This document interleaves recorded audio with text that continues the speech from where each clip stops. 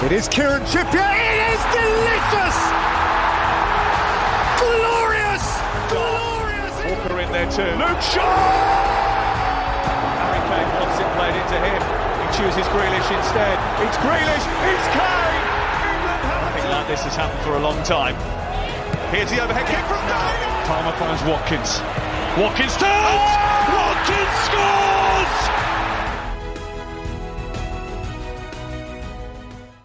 Hello and welcome to the Gate 102 podcast. I hope I find you well. Thank you for tuning in to today's episode. It's always appreciated. Obviously, in my last episode, I spoke about England's defeat to Italy in the Euro 2020 final. It was an amazing summer that ended in heartbreak, but England deserve to be proud of themselves for how well they did in that tournament. I mean, first major tournament final in 55 years. 11 goals scored, only 2 conceded, 5 clean sheets, which was a European record. It was a really successful tournament, despite being so close to winning. And over the past 7 episodes, I've tried talking about each game in as much detail as I can. But obviously, I can't cover everything, and some things I don't have as much knowledge on as other things. So I'm delighted to say that joining me in this episode will be England fan and producer of the Tactically Speaking project, it's Aidan Smith. And he's got loads of amazing tactical insight, which goes beyond my understanding. So yeah, it's great that we can get Aidan on and talk more in detail about England's tactics, not only in that tournament, but in other games as well, outside of that tournament. So yeah, it's really fascinating stuff. Now, I must confess that in the discussion I had with Aidan that you're about to hear, I didn't realise until hearing it back, but there were times where I almost sounded a bit distant, and sometimes you could hear me well, but other times you might be struggling to pick up what I'm saying. The thing is, I use a different microphone to the one I usually use, so yeah, I'll never use that one again. So I'm not sure what happened, but anyway, most importantly, you can hear Aidan perfectly, and that's the most important thing. So without any further delay, let's bring in Aidan and see what he has to say.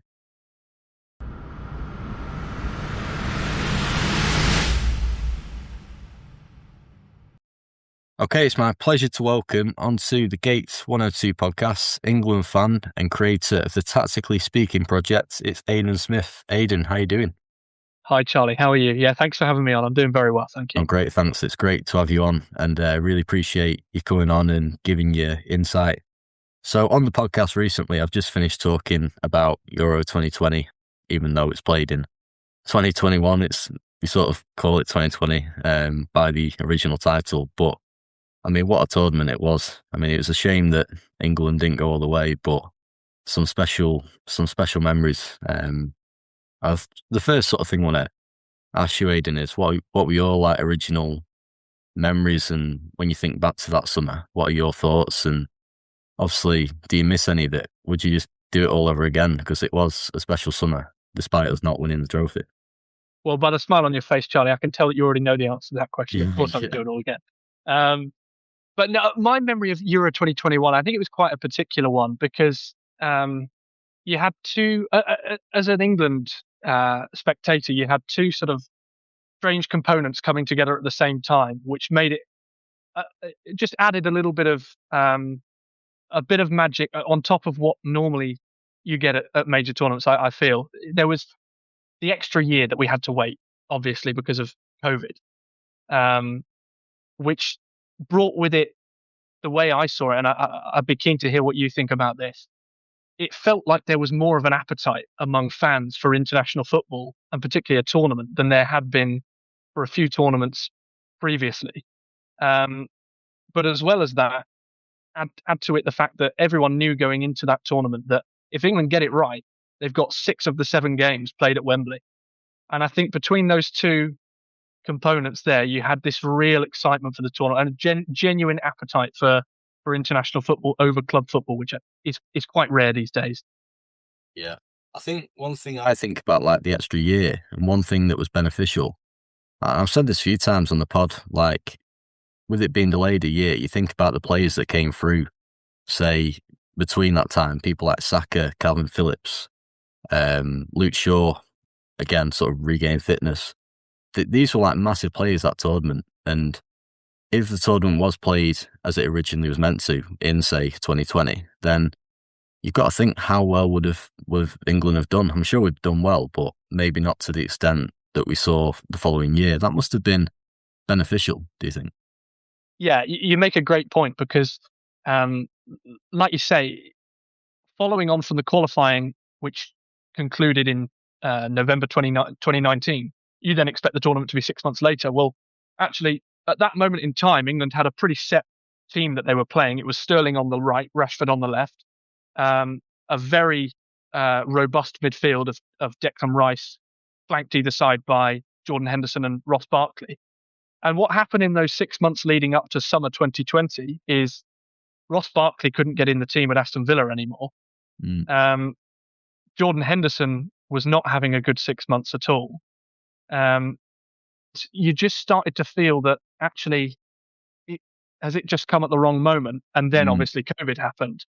And of course, with hindsight now, we know that autumn 2020 gave us the birth and early nurture of players like you say, Phil Foden, Jack Grealish, Calvin Phillips, Bukayo Saka, Reece James, and Jude Bellingham. These were all debutants in autumn 2020 who wouldn't have featured in Euro 2020 had it not been delayed. And actually, as it turned out, played a major role in us getting to the final. So, like you say, I'm not sure that England would have got to the final if it had been a year earlier. It's an interesting point, I think, and it's one that when you look back and think about it, you do sort of reflect and think, well, maybe it was almost a blessing in disguise. But you mentioned that Nations League campaign in 2020. I mean, that was really important. It's like you say, the players that came through that year. But one thing that I thought was interesting was, and obviously with your tactical knowledge, Aidan, you'll probably know more than me, but regarding, like, you mentioned the qualifying campaign, that was played with the back four, with Sterling on the right, Rashford on the left, like you said. But then if you go back to the Nations League campaign, when international football returned in 2020, he almost went back to a back three, did Gareth? And one thing we saw in the tournament was this sort of mix between a back three and a back four. And I think having that fluidity and that playing the different systems before the tournament started must have been beneficial. And it must have given Southgate confidence in changing formation. Certainly. And one theme with Gareth Southgate was, however predictable or boring some people say he was, you never knew what he was going to do. Yeah. From one game to the next, particularly with regard to formation. I think it was interesting that England played a back three throughout that Nations League campaign, following on from, like you said, a really successful qualifying campaign a year earlier using a back four entirely.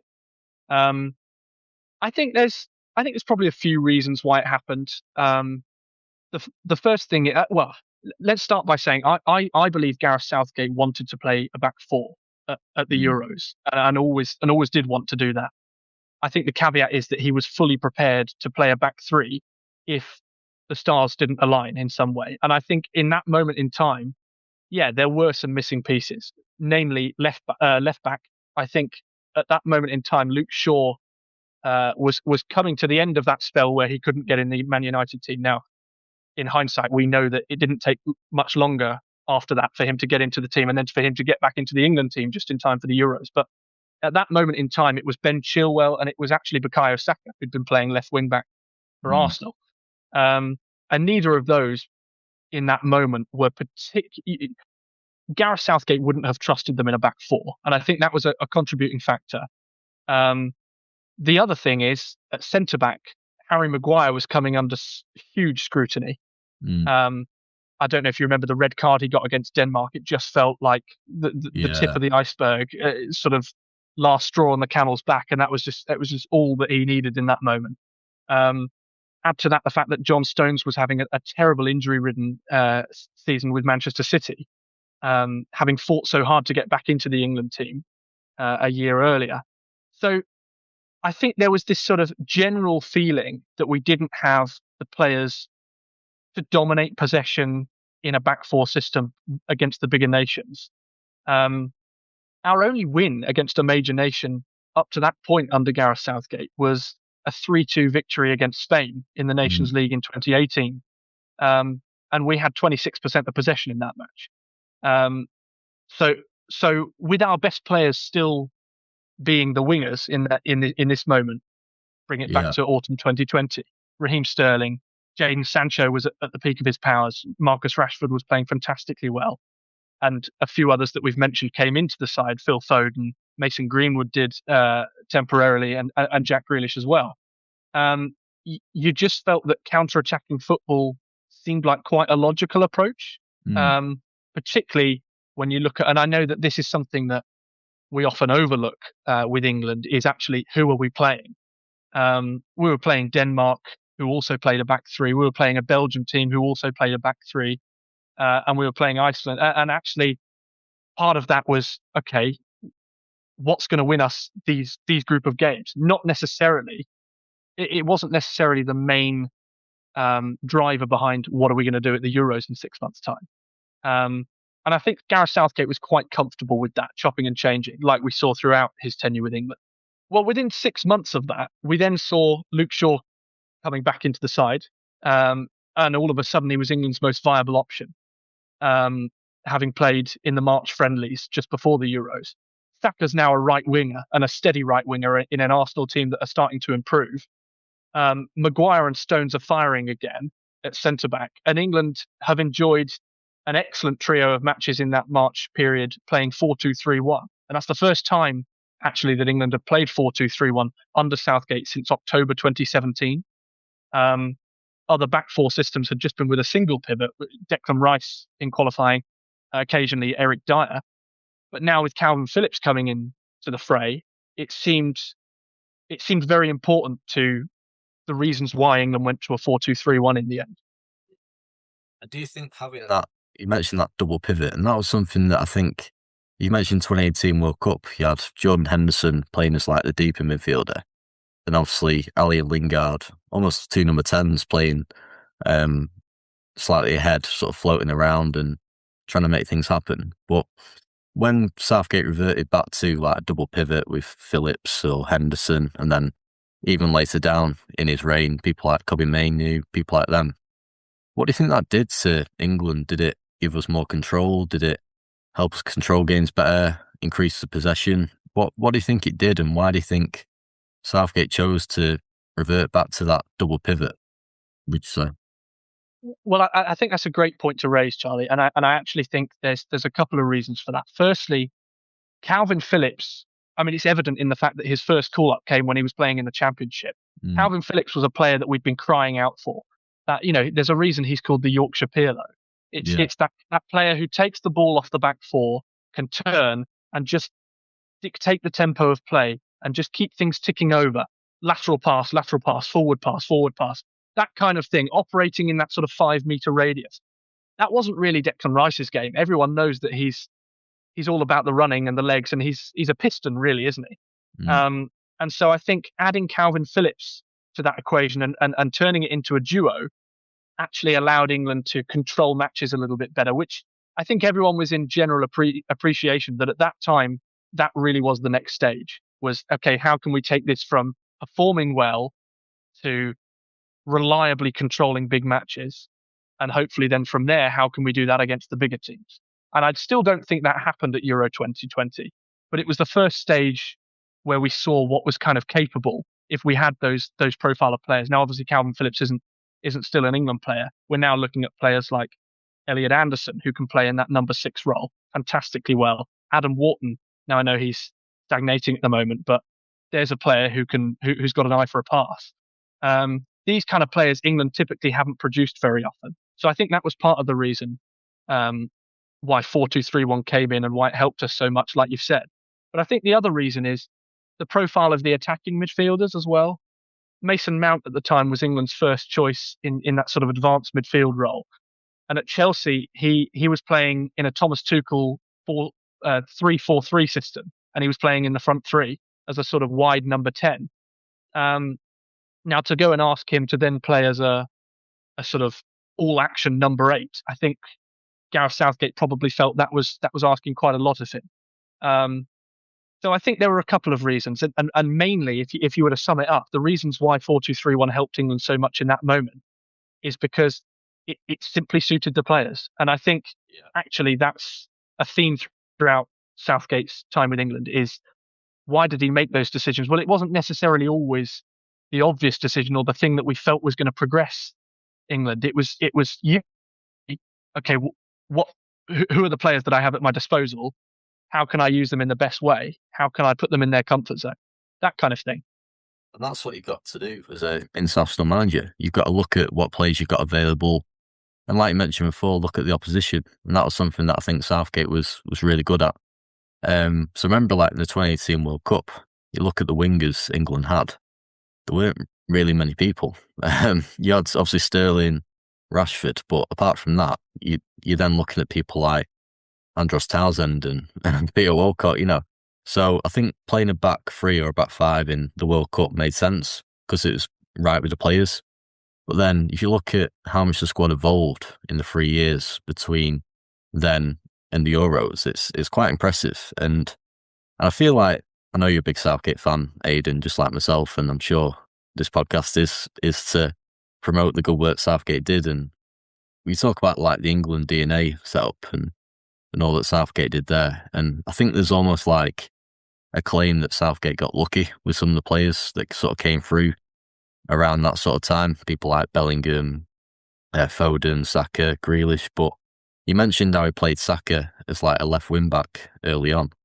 And like that would have helped his development an awfully lot as a player. And there's a lot of things Southgate did, I believe, to help those players grow and develop. And like you say, he was very tactically flexible, more than people thought he was, I think. I think so. I think that the main frustration among the fans happened to be the issue of tactical flexibility in game.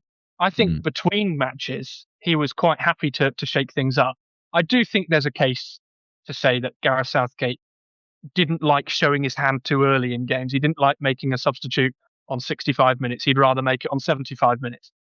And those 10 minutes can be the difference between fans being annoyed and being really happy. So yeah, he knew that was just something he had to live with. He was always going to be accused of double standards, partly because he was always going to protect his players in public. And yeah, that's just unfortunately a side effect of the decisions you have to make as a leader. Exactly. And one thing that he did get accused of was being too defensive, which I personally disagree with because, I mean, you mentioned the 2019 European qualifying campaign. I'm pretty sure we were top scorers out of Europe in that campaign. But also, we go to the defence. I mean, we're talking about the Euro 2020 or 2021, whatever you want to call it. England conceded 2 goals that tournament, both from set pieces, and kept 5 clean sheets. I mean, that was a record, and that was a milestone. And even like Harry Maguire, he wasn't fit for the first 2 games, and he's such an important player. But Southgate trusted Tyrone Mings to come in, did brilliant, didn't put foot wrong for 2 games. Even Kieran Trippier playing at left back in the first game. When I saw him play at left back in the first game, I think I was a bit confused, but then it worked perfectly. And Southgate clearly had a plan, and at the end of the day, it's so clear that he knew what he was doing. He had a plan, and that was so key to success, and especially defensively, because in a tournament, that's what you need, a solid defence. That's the platform for a successful team. Absolutely. And actually, when you talk about, getting the best out of the crop of players that he had, all of these attacking players, actually, we've all seen those ridiculous predicted lineups where you've got 2 number 10s and a number 8 in your midfield or something like that. We've all seen that. Yeah. The reason why a strong foundation, a strong defense, like you've just said, works so well is because it frees up those attacking players to have fewer defensive responsibilities, which is what everyone watching at home really wants. If they're honest, they want those players like Phil Foden and Mason Mount to play in those freedom roles, to do what they do best, right? You don't want to restrict them by giving them defensive responsibilities. And I'm so pleased that you brought up the defensive and the attacking record, because actually 2021 is a brilliant example of where the narrative sometimes goes wrong with England fans. It was the highest scoring England calendar year in history at that time. I think it was 52 goals scored. It might have been 54. But it was 50. I think it was 52 England goals scored in that calendar year, and it broke the record of 38, which blows it out the water. And by the way, that record of 38 was 2019, also under Southgate. And then the defensive side of things, like you said, 2 goals conceded in that tournament, 5 goals conceded in that calendar year. Again, the fewest in a calendar year by England ever, which a year that included the tournament. So I think my personal opinion is that the reason that was possible is because of balance, and balance is so important in football, particularly in international teams. Definitely. And I think the thing with international football is the managers are often judged using club football standards, and where like attacking dominance is expected every single week. But it's just not the case, because, I think sometimes people forget that in the international game, you get a group of players who might not always play together. It's a totally different environment.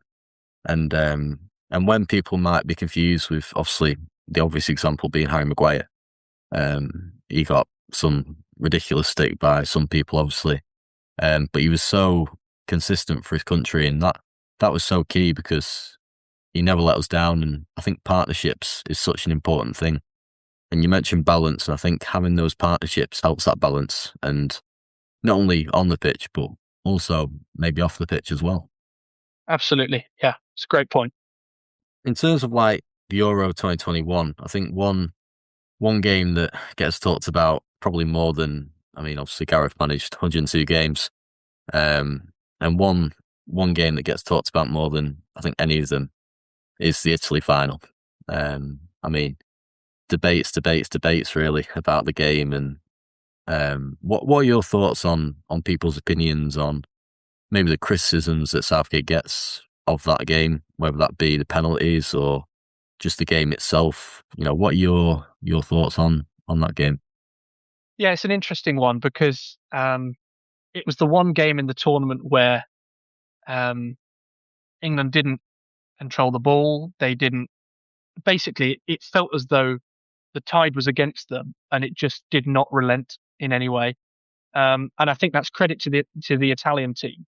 Now, what I would say is Italy across that tournament, you'd probably have to say were the best team. I think so. But particularly by the time we got to the final, before the final had been played, I think they'd probably had a more impressive tournament than England.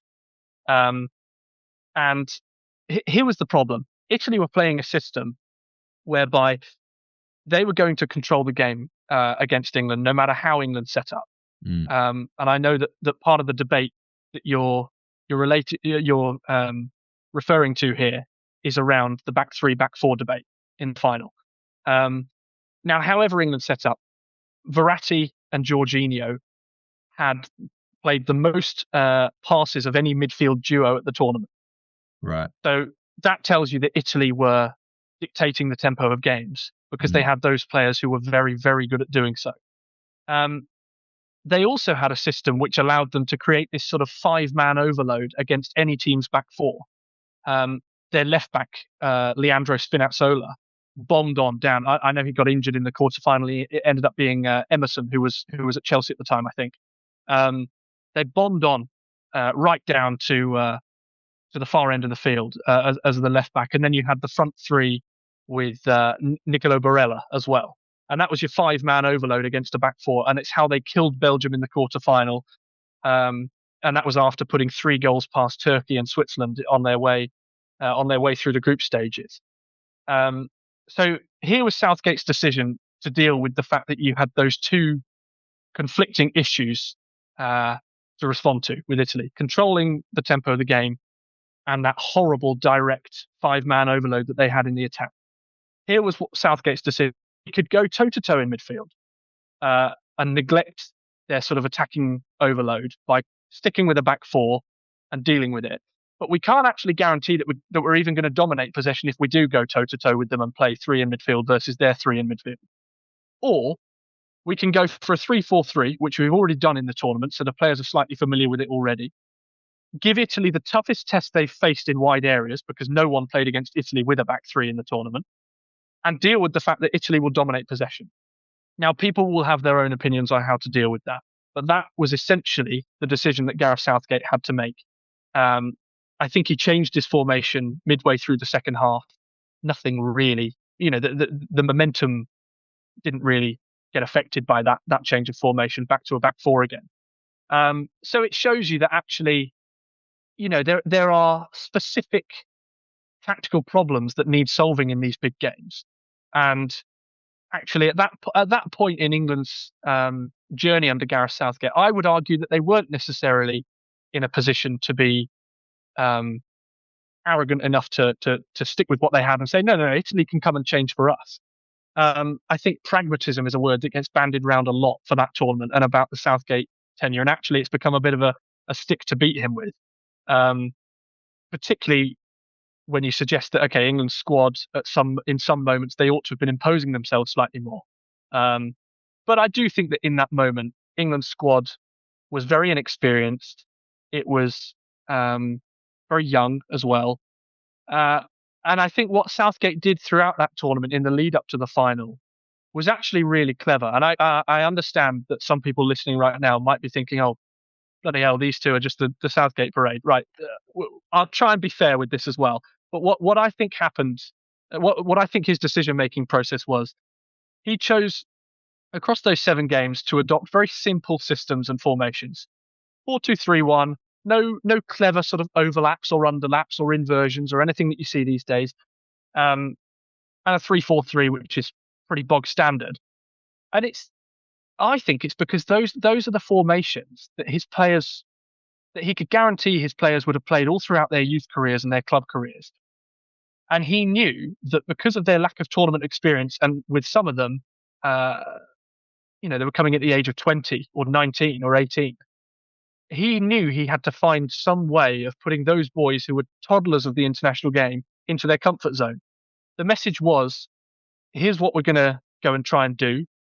This is the way we're going to play. Now, play the way you know how on the pitch, which I think is a really smart way of doing it. So then in the final against Italy, yeah, you've got that issue whereby Italy are going to dominate possession. They've also got this really direct threat when they get in your box. I think I agree with the decision to go to a back three, and I know that sounds ridiculous in hindsight now, knowing that we didn't have a nice 120 minutes at all. But what I mean by that is, if I were in Southgate's position at the time, I think I probably would have done the same thing.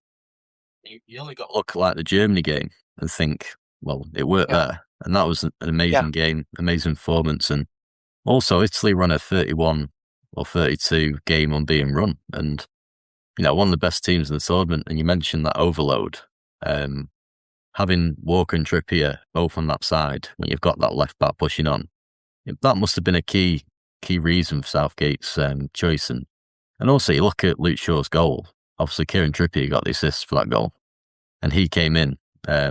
He was the one changed from the previous game. So, again, people will debate, but ultimately, I agree. I think if I was in Southgate's shoes, I would have gone with the back three system. So I think it made logical sense. And also, it's funny because you always get a lot of people saying he should have made changes. But you never say what changes. It's almost like it's this.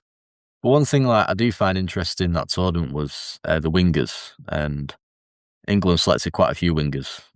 People like Sancho, Rashford, Saka, and obviously Sterling was on that left wing consistently. But then when England did play with the back four, obviously mainly it's Bukayo Saka. In the first 2 games it was Phil Foden, but in the quarterfinal it was like Jadon Sancho. And why do you think that was, like in the tournament, that on the right hand side England kept sort of switching up? And what do you think the reasoning behind that was?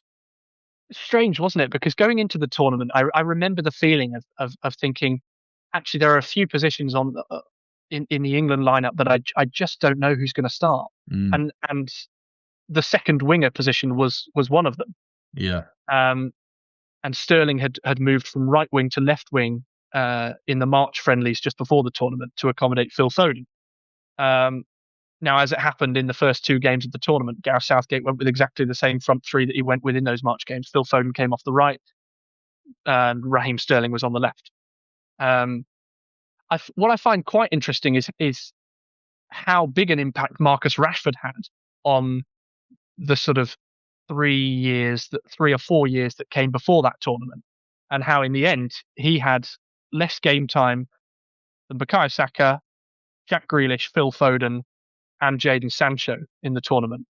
But I think really what's happened there is you've got a player who is so obviously, when you talk about starters and finishers in the modern game, he's so obviously a fantastic finisher to bring on from the bench. He's a real impact player when he's at his best. And at that moment in time, I know he'd had a difficult end to the season, but he hadn't he hadn't experienced the depths that he's seen in his career since then. Not getting game time or anything like that.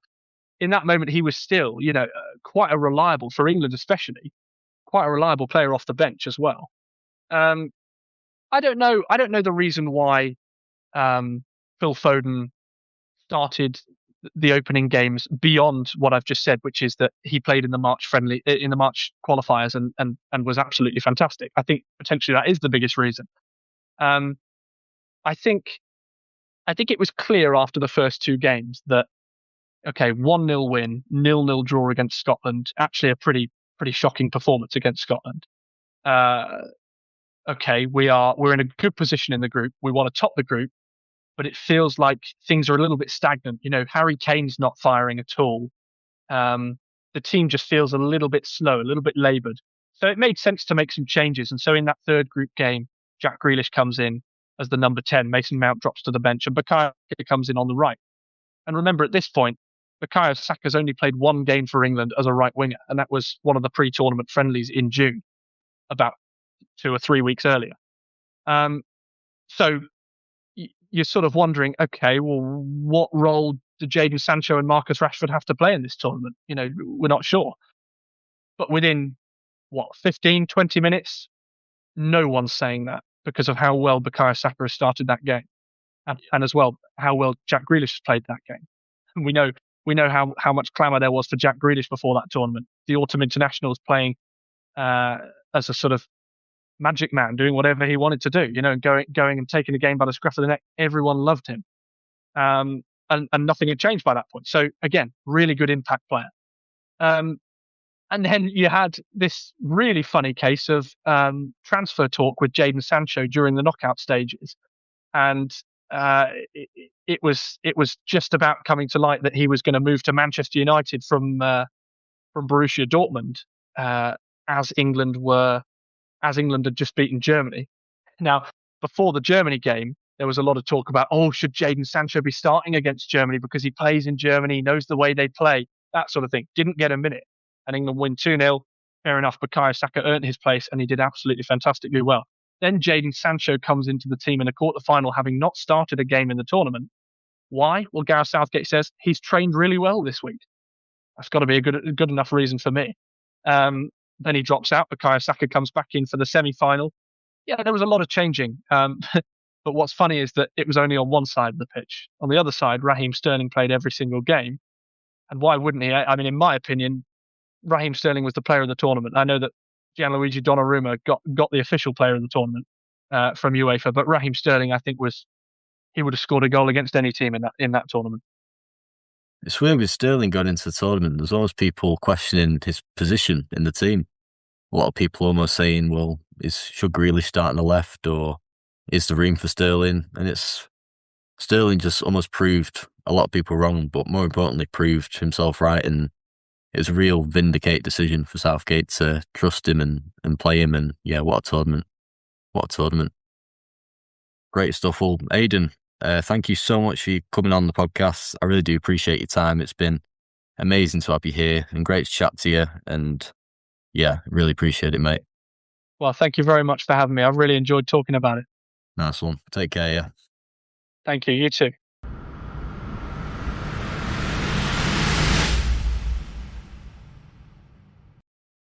So there we have it. Once again, a massive thank you to Aidan for his time there. It was hugely appreciating coming on and giving up his time to come on the podcast. It was amazing to hear all his tactical viewpoints on different games and different formations used, and I suppose the players within those systems. So yeah, it's really, really insightful. And once again, apologies for any sound issues there may have been regarding myself. Hopefully you managed to pick up what I was asking Aidan, but like I said earlier, Aidan was perfectly clear and had no audio issues, and that was the main thing. If any of you are interested in his tactical speaking website, I'll post a link in the description so you can find it. There's loads of brilliant articles on there. And if you enjoy learning more about the game and gaining a better tactical understanding of football, then it's the perfect website for that sort of stuff. I know this podcast is usually just me, so it's always nice to do bonus episodes where I get other people on. And I'm delighted to say that in my next episode, I'll be doing another episode involving multiple different people. So it's going to be an episode where England fans message in and send voice notes, sharing their thoughts, memories, and experiences of watching England in Euro 2020. Now, you may remember for the 2018 World Cup, I sort of did a similar sort of episode. So it'll be very similar in terms of the structure. So yeah, that'll be out next week or the week after, depending on where I stand with things. But and then after that episode, we're moving back to the World Cup qualifying for the Qatar World Cup. So that's what's coming up in the near future. So yeah, thank you for listening to this episode. Again, it's always appreciated. And thanks again to Aidan. And until next episode, take care of yourselves. And I'll speak to you soon. Free audio post-production by alphonic.com.